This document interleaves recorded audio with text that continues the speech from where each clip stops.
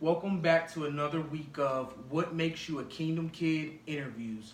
So, this week we have Jenna. Jenna has battled drug addiction and she's been through a lot of different things and a lot of unfortunate circumstances.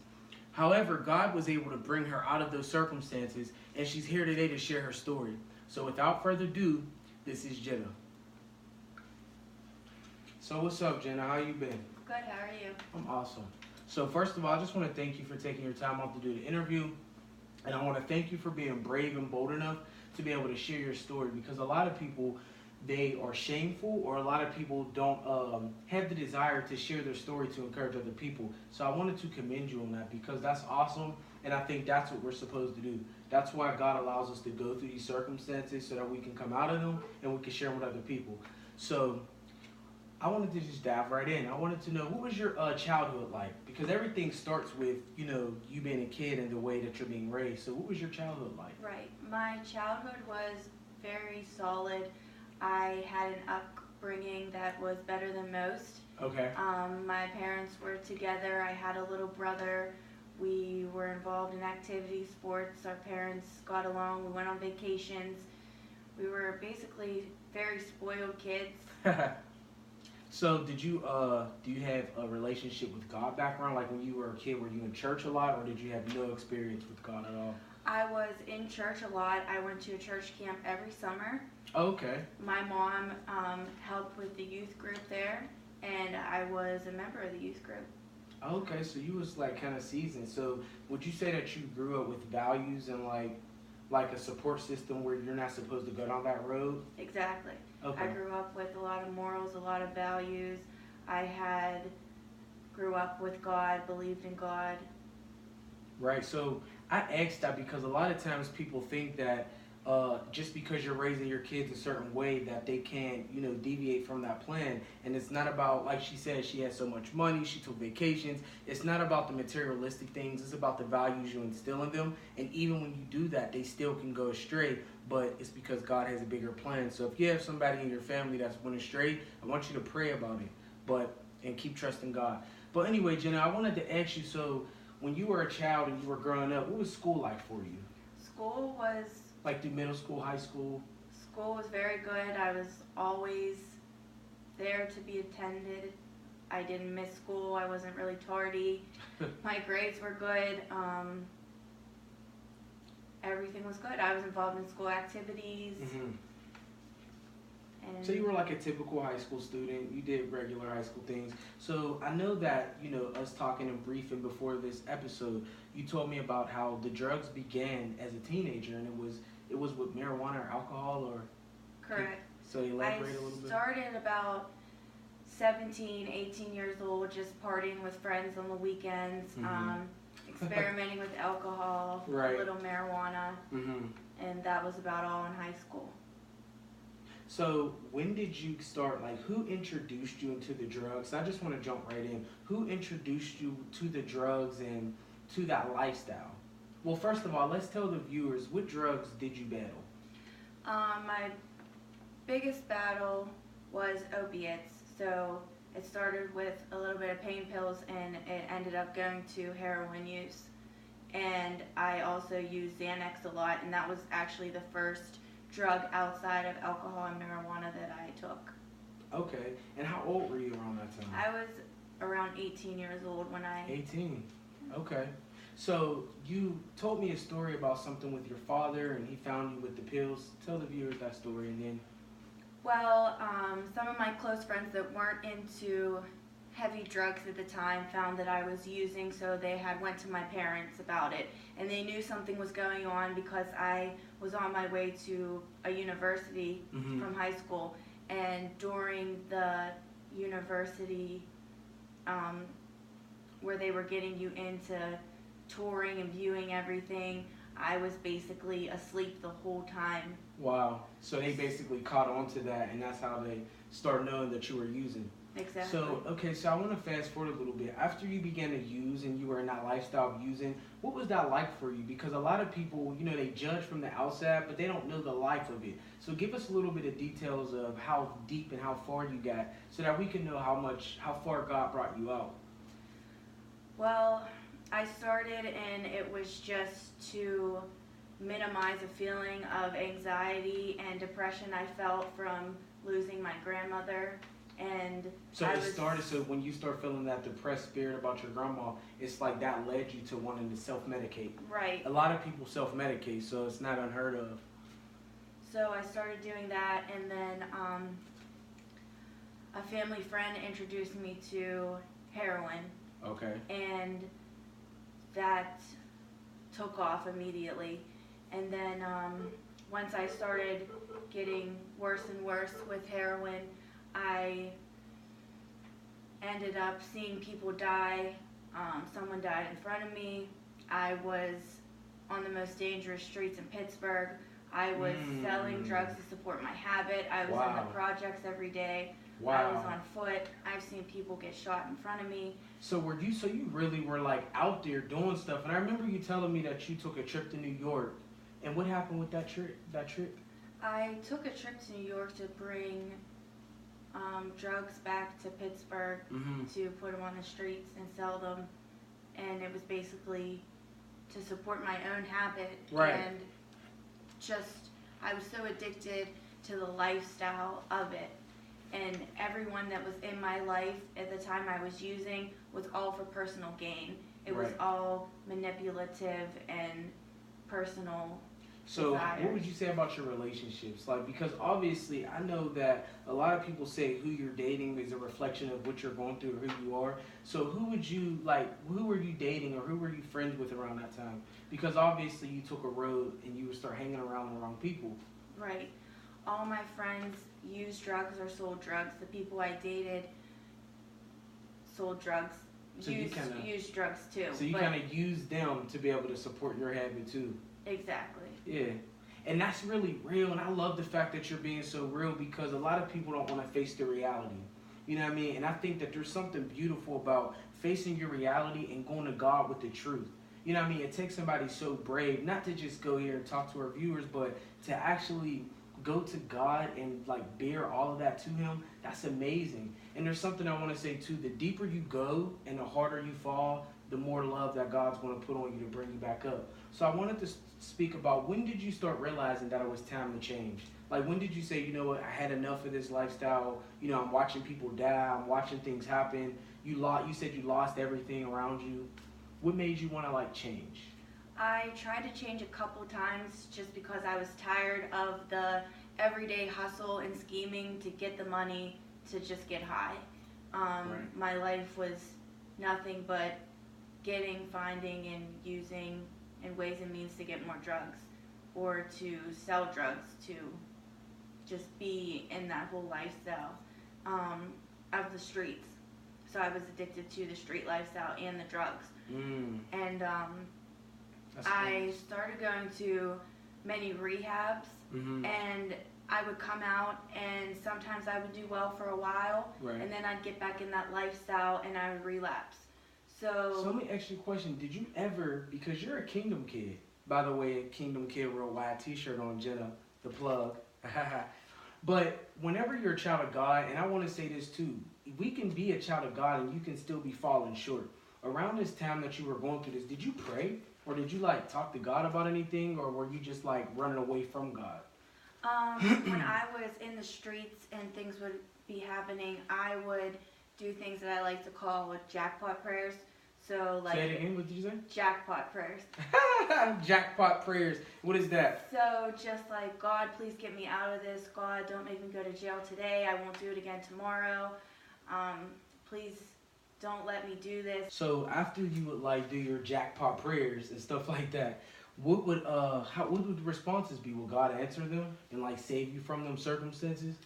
At the time, I didn't think He was, because I would usually get cited or go to jail. But thinking back on it, if I wasn't in jail, I could have been out in the streets and something deadly could have happened to me, or I could have overdosed and died at that time. So I can say now that God had me in jail to save me for a reason, yeah. So, and that's so funny that you say that, because God, that just speaks to the fact that God answers our prayers in different ways. It's not always the way that you want Him to answer. Sometimes He answers your prayer in a way that's good, that's better for you, and that's not temporary satisfaction. You know what I mean? But I wanted to say, you speaking of jail, you actually experienced going to jail, correct? Correct. So what happened with that? How did the first time I went to jail? Yeah, like I mean, you said you've been to jail multiple times, so just like what were the outcomes that made you go to jail? Like, you know what I mean? What situations were you in? Because I want people to realize that the situations that they could be in right now could lead to them going to jail. You know what I mean? Right. Like, be on the lookout for that.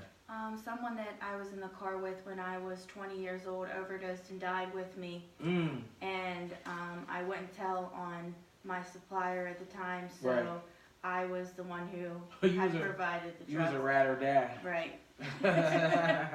So, yeah, that happened, and I didn't go to jail right then, but 2 weeks later, I Right. got caught up on another charge, Wow. and I went to jail for that, because of that. How long were you in there for?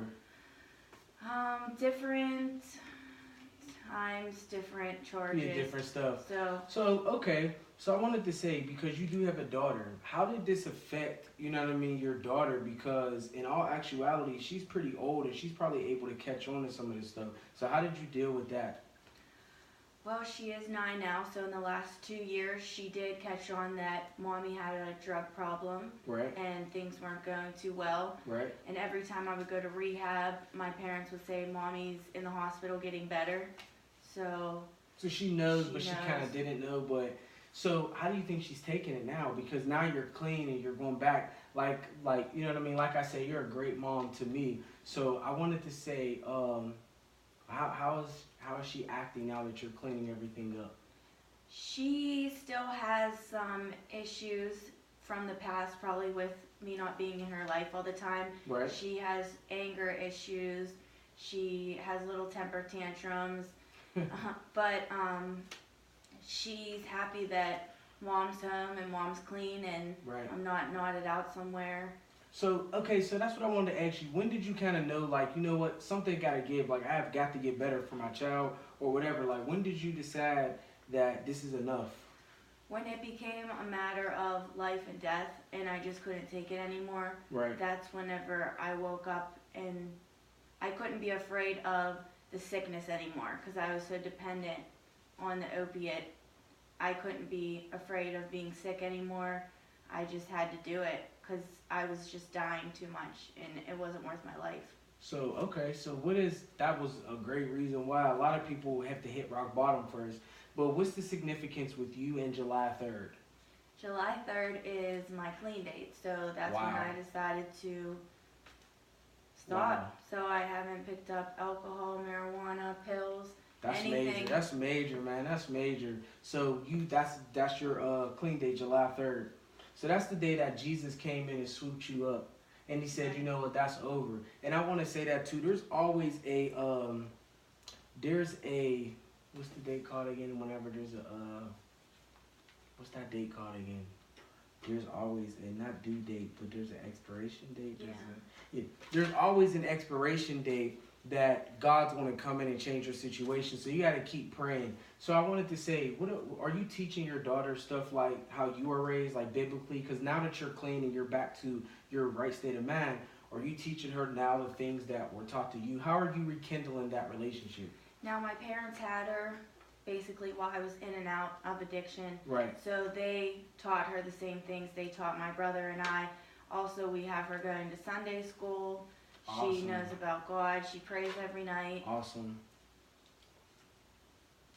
So I want to just say, like, I'm so proud of you, the fact that you were able to overcome all of that and the fact that you're able to share your story with so many people. This is like such a blessing to me to watch, and you're really a miracle. Me standing here right now, you're a miracle. Like, your Kingdom Kid shirt is on. You're the definition of a Kingdom Kid. You've been through so much, but you were able to come out of it. I'm so proud of you for that. So what are your future plans? Where do you see yourself in the future?